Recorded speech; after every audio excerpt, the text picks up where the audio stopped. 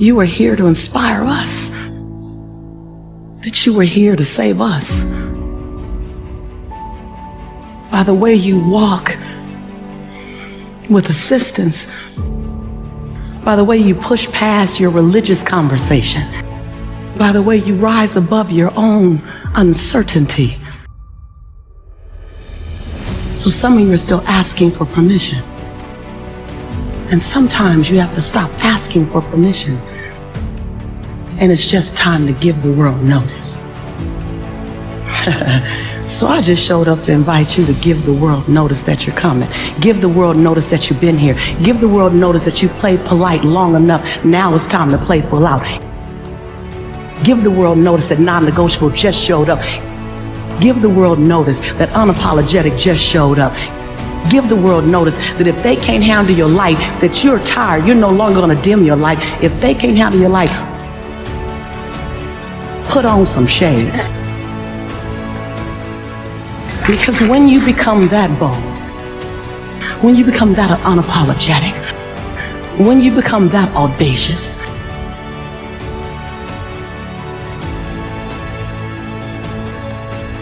and then you become absolutely aware of the true assignment on your life.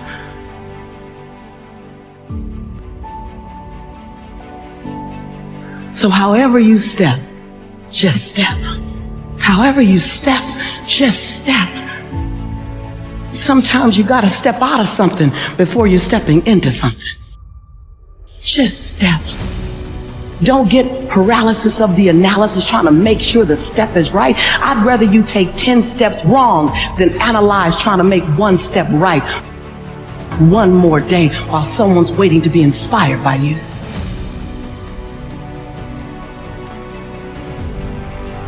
In the way you forgive the perceivingly unforgivable, the way you love the perceivingly unlovable, the way you embrace after you've been betrayed, the way you accept what seems to be unacceptable, the way you do that is the way you will lead us. In 1995, I was broke and broken.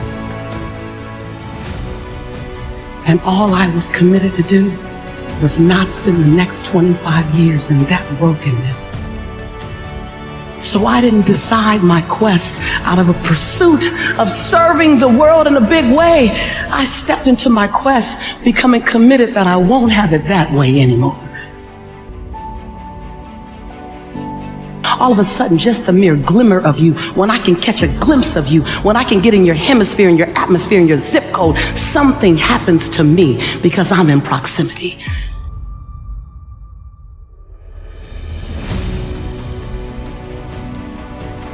Where do I begin? In teaching you the lessons of life, all I can say to you, you have what it takes to make it happen.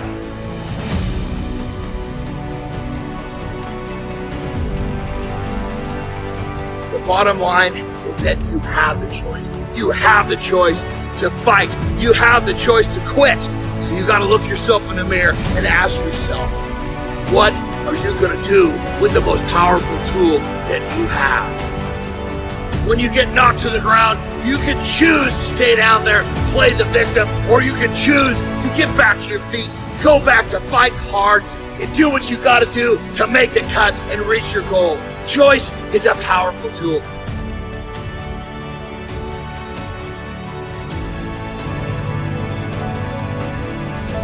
Don't put a period where God put a comma. I'm on government assistance and I run out of money. And I had to buy Pampers for Jelani. And I had $11.42 in the bank. And I remember wrapping my son in a towel for 2 days. I remember the second day, like you said, I had my hand on Jelani's stomach and I said, "Don't worry, baby. Mommy will never be this broke or broken again." And that day, what shifted for me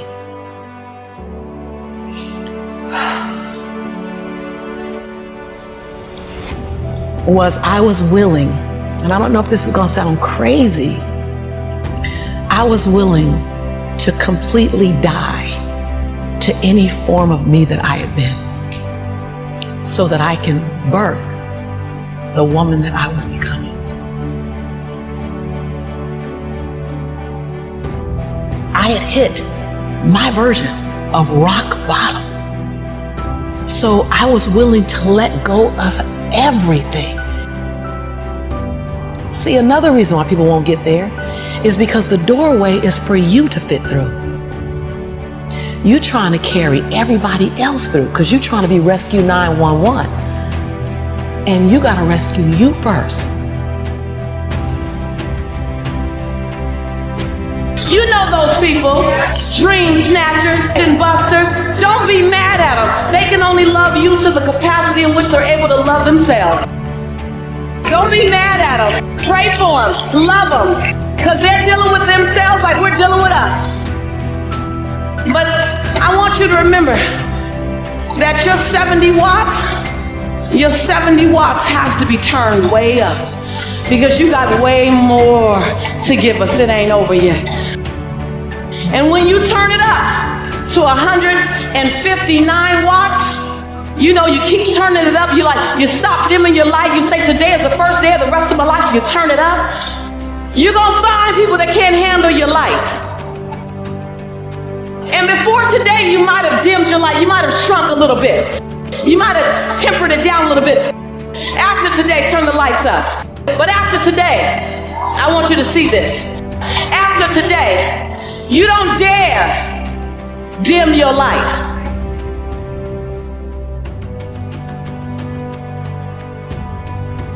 As your light gets brighter, you're going to disrupt some people. And they're going to tell you your light's too bright. Your light's too bright. Then you just look at them and say, well, I'm not dimming my light. I'm just going to hand you some shades. I just was crazy enough to believe that it doesn't matter the color of my skin, doesn't matter my origin, it doesn't matter my religious background, it doesn't matter my mom's bank account, my dad's bank account when I was born. None of that means my future. That's just the circumstance that I came from. That's not what defines my future. Like, I was hungry. People often want to call me the exception. Like, oh my God, you're the exception. No, I'm not the exception. I'm an average, ordinary woman who chose every day to make one more extraordinary decision. The reason why a lot of people won't become who they want is because they're too attached to who they've been. And you hear it all the time when people say, I've always been this way. Okay, well, if that's working for you, keep doing that. I knew it wasn't working for me any longer.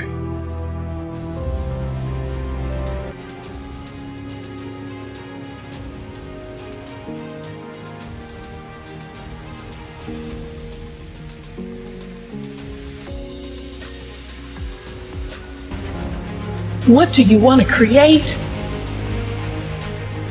It's not keeping score. Your brain is keeping score because your brain is designed to keep you safe. Your soul, your intuition, your human spirit is designed to make you soar.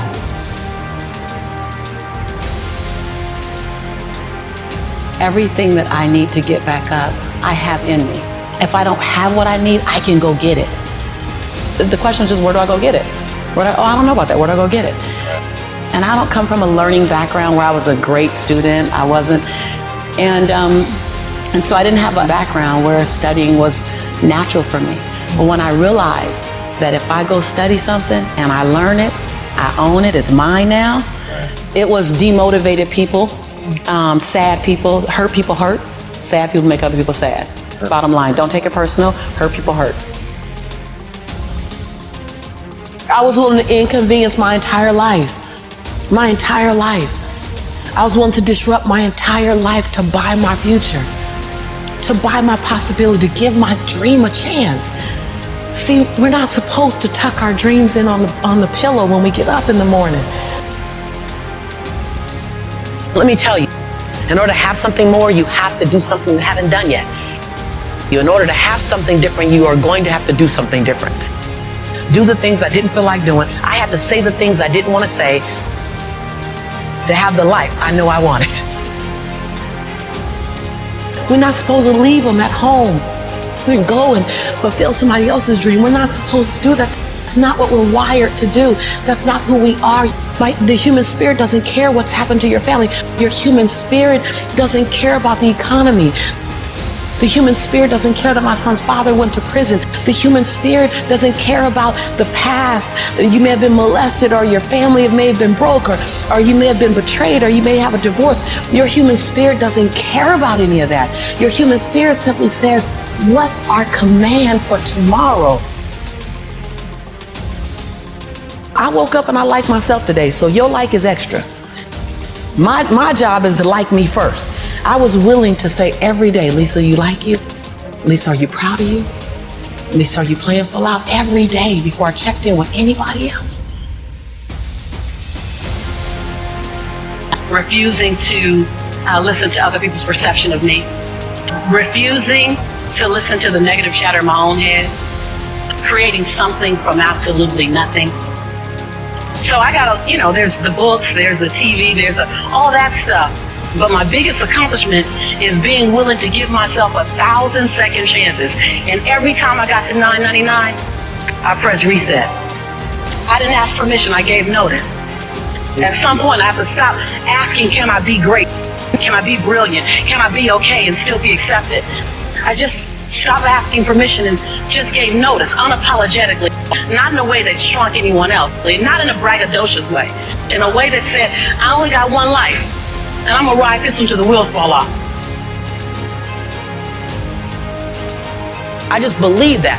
Not a lot validated it, but faith is believing in the unseen anyway.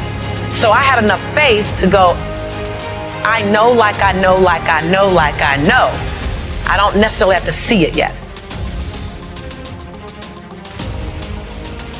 The road to success is through commitment and through the strength to drive through that commitment when it gets hard. And it is going to get hard.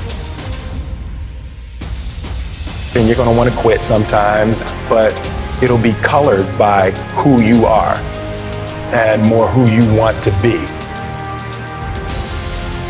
Don't ever let somebody tell you you can't do something. Not even me. All right? You got a dream, you got to protect it. People can't do something themselves. They want to tell you you can't do it. You want something, go get it. Period.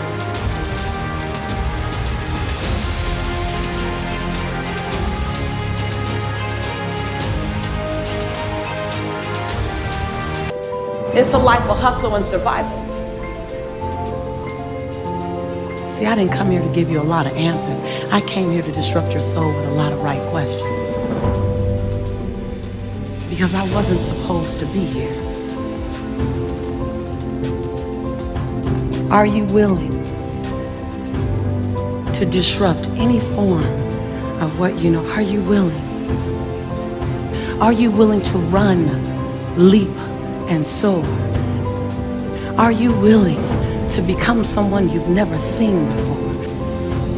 Are you willing to reinvent yourself? Are you willing? Even at the possibility that you might fall, are you willing?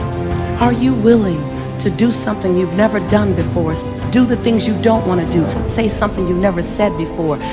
Say the things you don't want to say so that you can be the man, the woman you've always known yourself to be.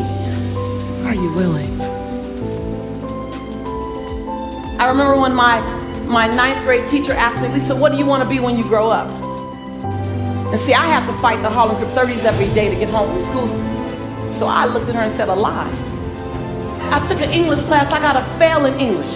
And my English teacher said in front of the entire class, Lisa, you have to be the weakest writer I've ever met in my entire life.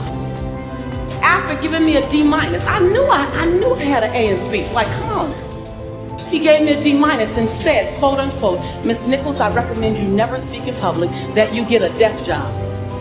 So here's the beauty of that story. Other people's perception of you ain't none of your business. I was that kid that was always struggling with self-esteem. Am I good enough? Am I smart enough? No one looks like me, makes it anywhere. I'm chocolate, mocha skin, full lips, round hips, and kinky hair. You just don't see me on TV. You don't see me representing beauty. You don't see me glorified. You don't see me. So the world didn't give me permission to be here, but I didn't ask for it either. Everything you've ever been through, sat through, rose through, cried through, prayed through, everything is a setup for your next best season. Your light belongs to everyone who'll be illuminated because you were bold enough and obedient enough to let your light shine. So some of you are still asking for permission. And sometimes you have to stop asking for permission. And it's just time to give the world notice. So I just showed up to invite you to give the world notice that you're coming. Give the world notice that you've been here. Give the world notice that you played polite long enough. Now it's time to play full out. Give the world notice that non-negotiable just showed up. Give the world notice that unapologetic just showed up. Give the world notice that if they can't handle your light, that you're tired, you're no longer going to dim your light. If they can't handle your light,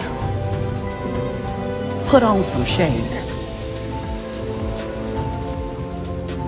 Tell me one thing in your life that is great that came as a result of being comfortable.